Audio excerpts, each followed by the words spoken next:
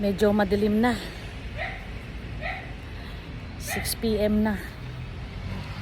Pero at least nabawasan. Kasi hapon na ako nag-umpisa. Ano yan? Oh, saan galing? Saan galing? Baka meron sila. Pag ikaw nakakain ka, nilapitan mo. Kumbaga kamandag. Yan.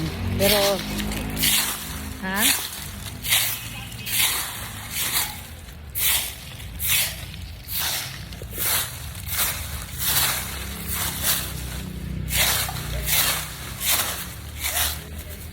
Diba?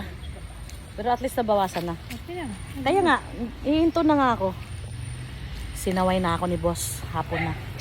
Kasi takip silim. Diba? Ibuhos na natin to.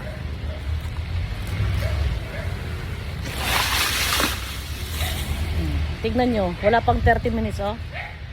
Diba? Ganyan nakadami ang naipon na dahon. Yun naman lang ang problema ko. Dahon na lang. Kasi before, kung naalala nyo dito, grabe ang overgrown ng mga halaman ko. Yan. At saka yung mga damo. Ay, kawawa. Tuyo na sila. Bukas magdidilig ako. Bukas ha, diligan ko kayo ha. Medyo happy pa naman kayo kasi granny pa inyong mga leaves. So, dito na part na to, ayan. Nabawasan na. Pero meron pa rin. Meron pa rin pa ilan-ilan na mga dahon. Pero dito malinis na. Ayan. Ayan. Ayan. Inuuna ko lagi dyan pag ko walis kasi nga, as I say, siya ang nasa malapit sa gate. Tabi-tabi po. Kaya, pagka may tao, pag may bigla ang bisita, yan kaagad na nakikitang bungad. Kaya, yan ang inuuna ko laging magwalis. So, parang sinisipag ako. Ngayon, so, imbis na bukas tayo magdilig, ngayon na lang ako magdilig. Kukunin ko yung o hindi, bukas na lang kaya. Bukas na lang. Aray ko, baka mamaya may matamaan akong mabasa ako na magagalit sa akin. Tabi-tabi po, naglilinis lang po. Ayan. Ang winawalis ko yung malapit lang sa siga.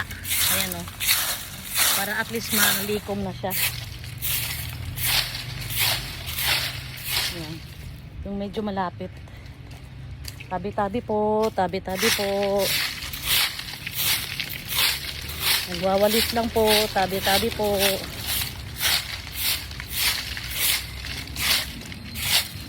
Kasi 'di ba? Totoo man na may tumira dito wala buti na yung respeto lang ba, respeto. Kasi siyempre tayo nakikita nila pero tayo hindi natin sila nakikita, so baka sakali lang kung nandyan sila sa tabi-tabi, di natin sila maisturbo o kaya di natin sila matamaan. Yan. Kasi before, ito napakaganda to. Ito alaga to ng biyanan ko. Yan. Ganda yan. Iba't ibang klaseng yan. Aray ko. Ang sakit manggat. Kinakagat yung mabinti ko. Yung maliit pa yung pangalawa kong anak, si JM. Sobrang kulit. Sobrang kulit. Tanghaling tapat yun, naglaro siya. Meron siyang parang stick na hawak. Hala.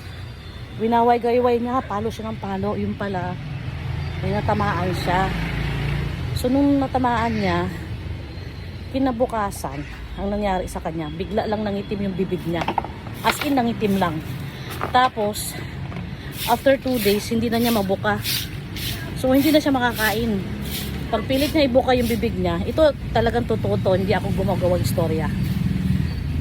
Pagka binuka niya yung bibig niya, dumudugo. Kasi syempre pipilitin niyang makakain. Ngayon, what a coincidence naman, nung nagkakarinderya pa ako, may isa akong customer na na kumain. na dati pala siyang manggagamot, pero talagang ano siya, may third eye siya talaga. Naghuhugas ako ng kamay kaya binitawan ko. Tapos sabi niya, tapos yung anak ko, ayaw kong iiwanin kasi nga, hindi siya, umiiyak siya dahil masakit niya pagka ibubuka niya yung bibig niya nga. Ayan, bumibitak-bitak. Tapos sabi nung, dating manggagamot, sabi niya, oh, anak mo yan, sabi ko. Ay, meron dyan nakatira sa inyo. O nga po, sabi nung biyanan ko, sabi ko. Nako, nagalit sa kanya. Pinalo ang bibig niya. Tapos sabi niya, ano ba yan? Ayaw ko na sana manggamot, sabi niya. Kasi tinigil ko na. Ay, ganun po. Pero naawa ako sa bata. Wala naman kasing kasalanan. Normal na naman kasi na makulit, sabi niya. E di, binitbit niya yung anak ko, sabi niya. Ay yung binalot ko sa kanya na na binili niyang kanin sa kaulam. Iniwan niya, sabi niya. Halika nga. Sus, naku, naawala ako sa'yo. Di, pumasok sila dito sa bahay, pinapasok ko.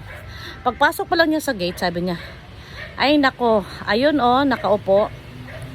Sabi niya, sa gilid daw ng grotto may nakaupo. Tapos dito sa puno, may rimas dito dati na puno. Sabi niya, ayan yung isa ay nako, nagalit sa'yo. Tapos pinapunta niya yung anak ko sa grotto. Sabi niya, sige, hingi ka ng sorry. Sabihin mo na na hindi mo naman sinasadya kasi hindi mo nakita. Tapos nakausap niya, true mind lang yung napalo ng anak ko. Sabi, ayaw ko nang makulit. Sabi niya, wag mo nang papuntahin yung dito. Tapos humingi ng sorry si anak ko. Tapos nung hinawakan niya yung anak ko nandun sa grotto, nakita nung anak ko yung pumalo sa kanya. Pero parang ang layo-layo. Pero hindi siya sa tapat pero parang ang layo-layo, sabi niya. So, siguro mga 3 years old yung anak ko noon, 4. Kasi kakakulitan pa talaga. So, humingi siya ng sorry. Sorry po, ganyan-ganyan. Hindi na po maulit, hindi na po ako mangulit, hindi na po ako pupunta dito sa oras ng pahinga nyo, ganyan-ganyan. Tapos bumalik na sa bahay. Tapos, in-instructionan ako nung panggagamot. Nung dating manggagamot kasi hindi na siya nanggagamot. Sabi niya, Mrs., yung gamit mo na langis, yung gamit na langis, di ba, pag nagluto ka, merong tira, tinatabi mo. Sabi ko, opo.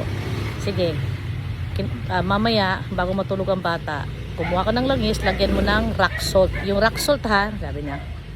Tapos ilagay mo, lusawin mo, ipunas mo lang dyan sa bibig ng bata. Tapos, bukas umaga, mag-alay ka ng candy, tawag nito, candy, itlog, nilagay itlog, konting kanin at saka konting ulam kung anong niluluto mo sa karinderya. Ipabigay mo sa anak mo. Ayun.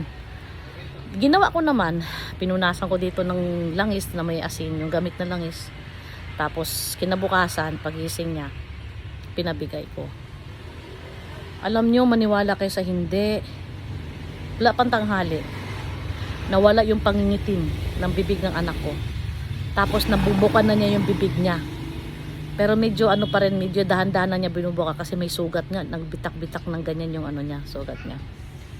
Tapos yun lang. Tapos kinabukasan, normal na yung niya. Pero medyo nasasaktan pa siya, may sugat. Tapos the second day, wala na. Magaling na. Oh. Kaya, minsan, mas maigi na lang yung kahit hindi tayo maniwala, sundin na lang natin, no? Kasi nga hindi talaga natin na meron tayong talagang third world talaga or second world na sinasabi na yung ibig sabihin yung meron talagang nakatira din sabay sa mundo natin pero hindi lang natin nakikita. Yun ang lugi natin kasi sila nakikita tayo pero sila hindi natin sila nakikita. Pero iilan lang sa mga tao na may third eye na nakakita. 'Di ba? So, yung anak ko ring babae, maliit pa lang, pinasara ko ang third eye. Kasi nakakita siya. So, naiistorbo siya. So, pinasara ko. To sabi naman ng mga gamot, nung friend ko, na kahit ipasara ko daw yan, time will come daw talaga na kung inborn niya at calling niya talaga mag third eye, kusang magbubukas din daw yun. Kaya, pero sa awan ng Diyos ngayon, hindi naman siya nakakita pero nakakaramdam siya. Nakaka-sense siya na, uy, may kakaiba dito na mabigat. Uy, ito, magaan, hindi to perwisyo, mabait o ganun. Ganun ang anak ko. Kaya masaya ako dahil hindi na siya naiistorbo. So, yun lang. Sana na-enjoy kayo sa kwento ko na na-share ko lang na naranasan ko. Hindi ko naman po pinipilit na maniwala kayo. Hindi. Basta ako, kung ano lang yung experience ko sa anak ko kapag takip silim or tanghaling tapat, nangyari po sa anak ko. Kaya na-share ko lang. Kaya ako naman na-share dahil nagwalis ako ng hapon na 5:24 ng hapon na inabot ako ng 6 takip silim. Ayaw ng asawa ko kaya huminto na ako. Kaya ayun, napakwento tuloy. Okay? Thank you for watching my video and thank you for listening my short story. And please don't forget to subscribe and follow my Instagram, YouTube, and FB Reels.